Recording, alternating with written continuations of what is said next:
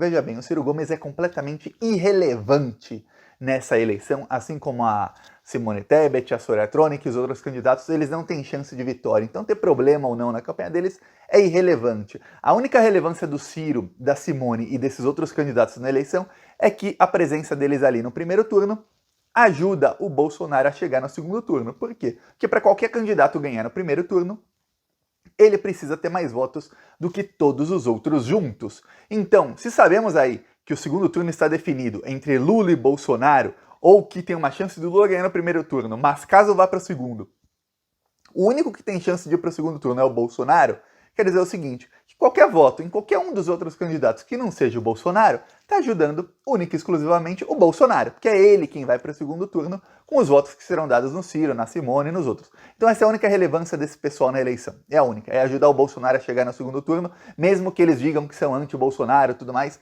o papel deles é aquele, é isso que eles estão fazendo. Ok, aí tem uma coisa. Quando você esmiuça os dados da pesquisa, o que se mostra é o seguinte, que o Lula tirou alguns votos do Ciro e o Bolsonaro tirou alguns votos do Lula. É mais ou menos isso. Ah, Thiago, quer dizer então que o Lula tirou 2 pontos do Ciro e o Bolsonaro tirou 2 pontos do Lula? Não, não exatamente assim. Mas no fim das contas ficou mais ou menos isso. O Lula se manteve porque ele conseguiu alguns votos do Ciro. É uma má notícia para o Lula? É. É por isso que o alerta vermelho liga na campanha do Lula. Por quê? Porque o pessoal da campanha do Lula sabe que parte dos votos que... o Lula continuou igual. Parte dos votos... o que fez o Lula continuar igual foi porque ele ganhou parte dos votos que iriam para o Lula de ciristas que vão utilizar o voto útil na última hora. Ou seja, tem muitos ciristas, gente que declara voto no Ciro Gomes, e que diz que o voto não está 100% decidido porque na última hora pode mudar para o Lula para ajudar o Lula a ganhar no primeiro turno. Ok, o Lula ganhou alguns desses votos dos ciristas. Isso está comprovado. Comprovado com o dado de que, na última pesquisa, quase 70% dos ciristas diziam que no segundo turno votariam no Lula.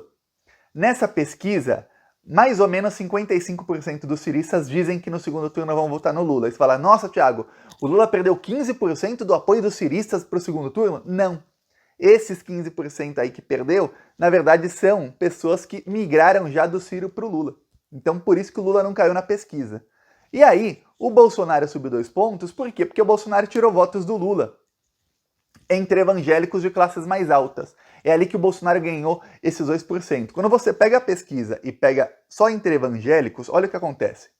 O Bolsonaro tinha 48 e o Lula 32. O que acontece é o seguinte, o Lula cai 4, acima da margem de erro, ele cai para 28, e o Bolsonaro vai para 51. Então uma distância que aqui era 32 para 48, 16 pontos, ela sobe para 28 para 51, sobe para 23 pontos, sobe 7 pontos a diferença entre evangélicos do Bolsonaro para o Lula. Se você pensar que os evangélicos são aí 40 milhões de brasileiros, é muita coisa. Então o Bolsonaro deveria ter subido na pesquisa e o Lula caído, porque essa diferença de 7 pontos se fez com o quê? Com o Lula caindo 4 pontos. O Lula caiu mais do que o Bolsonaro subiu. Por que o Lula não caiu na pesquisa? Porque, pelos esmiuçando a pesquisa, pelos dados, o Lula conseguiu votos dos ciristas que já migrariam para o Lula provavelmente no final ou no segundo turno. Então por isso a letra vermelha na campanha do Lula, porque olha, os ciristas que vão acabar votando no Lula pelo voto útil já estão começando a migrar. E o Lula continua perdendo voto para o Bolsonaro nos evangélicos. E o tribunal, a pior parte, o Tribunal Superior Eleitoral não faz absolutamente nada. Nada. Os pastores evangélicos de grandes igrejas continuam disseminando fake news contra o Lula dentro do culto, dentro da igreja. Isso é crime. A multa é de apenas R$8.000. Os pastores fazem... R$8.000 é o que eles ganham de dízimo em uma noite, em uma igreja mais ou menos. Numa igreja grande, olha, não é nada para eles. Então o crime compensa, e compensa muito para eles. Então eles estão fazendo isso e estão agora a todo vapor tentando fazer isso. Porém, a boa notícia para o Lula, que aí é porque está acendendo o alerta vermelho na campanha do Bolsonaro, e veja bem, quando eu digo na campanha do Bolsonaro, eu quero falar do pessoal do que entende de campanha, não é o Bolsonaro e o Carlos, que esses já estão desesperados porque são assim. Mas o alerta vermelho na campanha do Bolsonaro é o seguinte, que eles perceberam o seguinte, o Bolsonaro está subindo entre os evangélicos? Tá. Mas quando você olha a pesquisa só entre mulheres, olha isso. O Lula tinha 48 e o Bolsonaro 28, diferença de 20.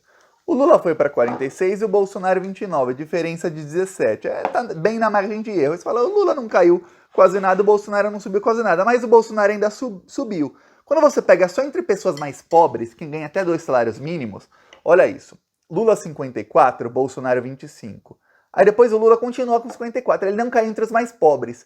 E Bolsonaro 26, subiu 1% na margem de erro. Aí você fala, peraí, Thiago, o Lula caiu 2 entre as mulheres, o Lula caiu 4 entre os evangélicos.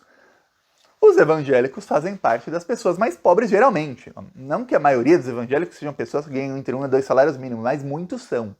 Uma porcentagem muito grande. Os evangélicos também, a maioria dos evangélicos, assim, maior do que a proporcionalidade da população, são mulheres. Por que o Lula não caiu entre os mais pobres, mas caiu entre evangélicos e entre mulheres? Sabe o que isso quer dizer? Que o Bolsonaro conseguiu virar voto de evangélicos de classes sociais mais altas e de evangélicos homens. Ele conseguiu virar alguns votos que eram do Lula de mulheres, ou pelo menos tirar esses votos do Lula e ganhar de outros candidatos, de mulheres de classes sociais mais altas.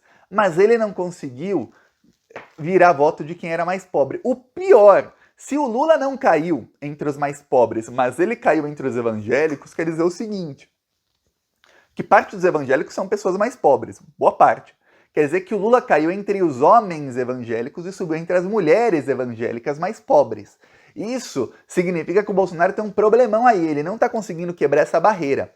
Mais do que isso, tem um dado que não saiu no site da Folha, mas quem acompanhou a live do Datafolha, eles anunciaram o resultado numa live na Folha.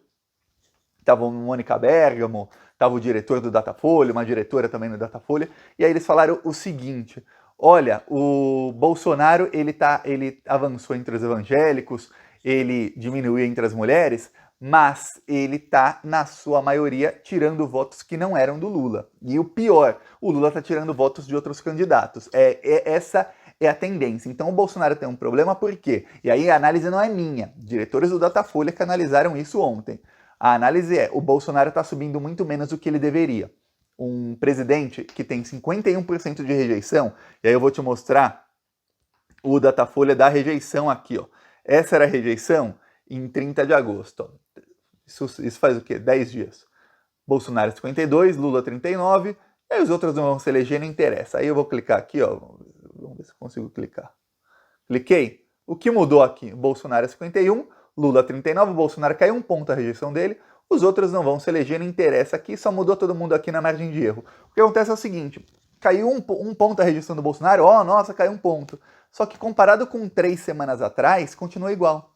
Ele tinha 51, foi para 52, caiu para 51 de novo. Quer dizer, peraí, não é o que você precisa. Aí compararam com datafolhas de outros anos, de outras eleições presidenciais. E falaram, olha, nenhum candidato com 51% de rejeição jamais ganhou a eleição. Então Bolsonaro tem um problema aí que ele não consegue ganhar a eleição com essa rejeição. Mesmo em 2018, Bolsonaro foi eleito com 49% de rejeição. Ele tinha no primeiro turno, mas tem uma coisa. O Haddad tinha uma rejeição muito maior que o Bolsonaro. E olha que boa parte da população ainda não conhecia o Haddad. No último Datafolha, mais de 20% da população não sabia quem era o Haddad. Não sabiam quem era o Haddad. Mesmo assim, quando você pegava a rejeição dele, era alta. E aí quando você fazia a proporcionalidade da rejeição dele entre pessoas que conhecem e pessoas que não conhecem, e pegavam só as que o conhecem, a rejeição dele era muito maior que a do Bolsonaro, porque o antipetismo estava em alta. Hoje não. Eu tô falando isso aqui desde 2018. E eu vi gente de esquerda, até 2020 tinha youtuber de esquerda me xingando. Youtuber que tem aí mais de 300 mil seguidores, viu? Me xingando porque eu falava que o Ciro era a linha alternativa do Bolsonaro. Tá aí, ó. Mas claro que isso, impossível. Peço aí sua inscrição no canal. Falou!